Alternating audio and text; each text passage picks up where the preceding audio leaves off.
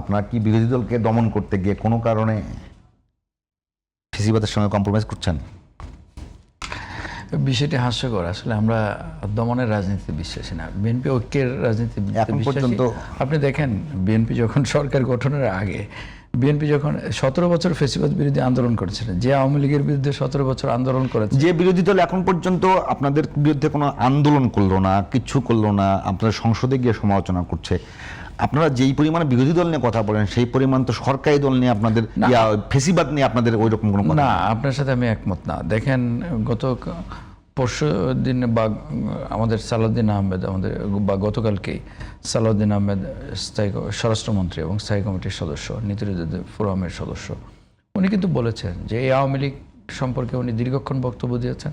আওয়ামী লীগ রাজনৈতিক দল হিসেবে তারা একেবারে অপ্রাসঙ্গিক এবং তাদেরকে বিচারের আওতায় আনার জন্য বলেছে, এবং যারা গণহত্যার অভিযোগে মানবতা বিরোধী অপরাধের দায়ে তাদের সংগঠন হিসেবে বিচারের আওতায় আনার জন্যও বলেছেন।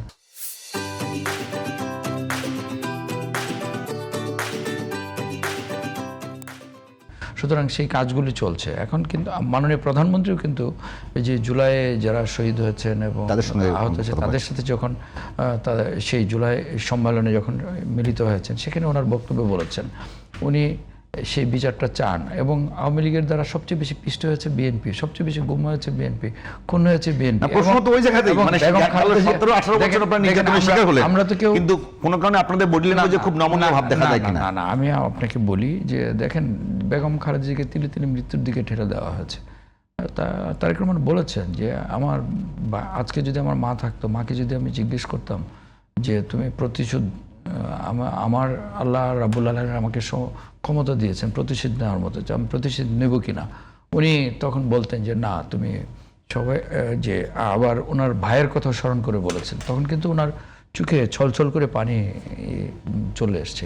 সেই পরিস্থিতিতে জিয়া পরিবার সবচেয়ে নির্যাতিত, আমরা সবাই নির্যাতিত, মজলুম, এবং যারা এই ফেসিবাদ বিরোধী আন্দোলন আমরা সবাই করেছি একসাথে। তো সুতরাং আমরা আবার ফেসিবাদ ফিরে আসি।